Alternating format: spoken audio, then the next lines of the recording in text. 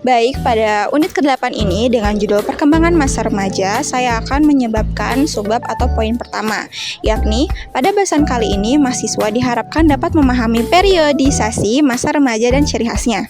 Periodisasi masa remaja. Masa remaja yang terbagi menjadi pubertas, remaja awal yakni 13-16 tahun, dan remaja akhir yaitu 16 atau 17-18 tahun, adalah fase krusial dalam perkembangan manusia. Pubertas memiliki sinonim dari remaja, menekankan pada perkembangan seksual. Meskipun ada variasi dalam periodisasi ini, remaja secara umum dianggap sebagai masa perubahan yang cepat dan penting. Ciri-ciri masa remaja termasuk peralihan dari perilaku dan sikap masa kanak-kanak menuju perilaku dan sikap yang lebih dewasa. Remaja juga mengalami perubahan fisik, emosional, dan perilaku yang cepat, serta mencari identitas diri. Bagian kedua yaitu tugas perkembangan masa remaja. Tugas perkembangan masa remaja menurut Havisker dalam Harlock mencakup 1. Membangun hubungan yang matang dengan teman sebaya. 2. Mengambil peran sosial sebagai pria dan wanita. 3. Menerima dan menggunakan tubuh secara efektif. 4. Mengembangkan perilaku sosial dan bertanggung jawab. 5. Mempersiapkan karir ekonomi. 6. Mempersiapkan untuk pernikahan dan keluarga. Serta 7.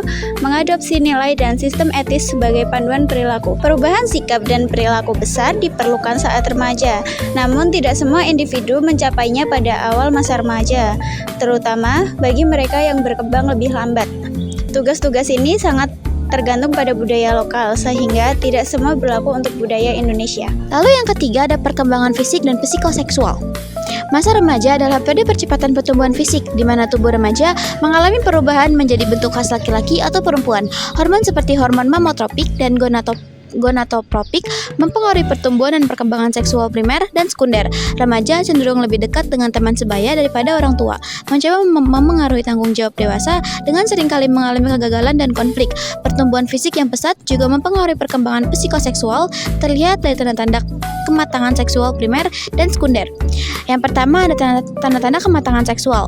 Organ seksual berkembang menandai kematangan seksual primer dan sekunder seperti pada laki-laki dan perempuan. Tumbuhnya rambut kemaluan, perubahan suara, pertumbuhan payudara menjadi ciri khas. Perkembangan kognitif dan bahasa. Konsep kecerdasan. Kecerdasan adalah kemampuan unik manusia untuk berpikir.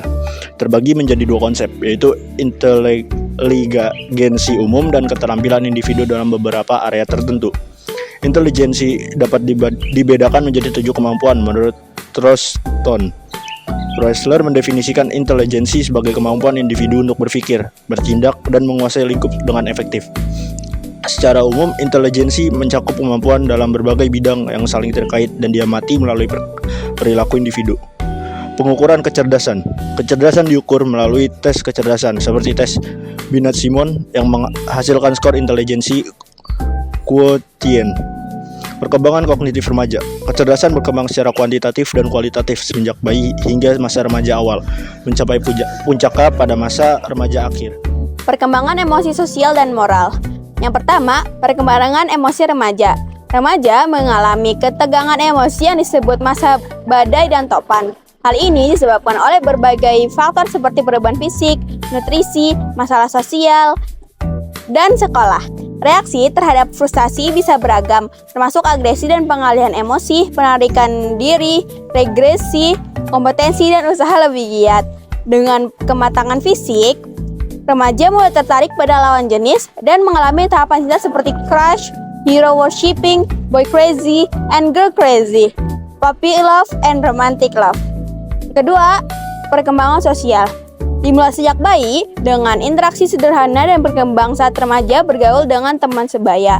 Selama masa ini, remaja belajar menyesuaikan diri, berkolaborasi, dan membentuk identitas sosial. Mereka juga menghadapi berbagai sikap seperti kompetisi, komunitas, menarik perhatian, dan penolakan terhadap otoritas. Ada 3 pola orientasi sosial pada remaja, yaitu withdrawal versus expansive, reactive versus placidity, dan passivity and dominant. 3. Perkembangan moral remaja. Moral, sebagai ajaran tentang baik, buruk, dan aturan, sangat mempengaruhi perilaku remaja.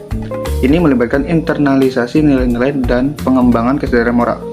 Teori-teori seperti Freud, Piaget, dan Kohlberg menguraikan tahapan perkembangan moral dari perspektif psikologis. Teori Freud.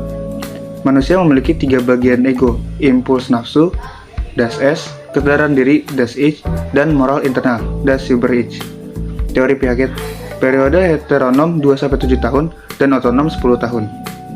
Mempengaruhi cara anak menilai moralitas berdasarkan akibat dan niatnya.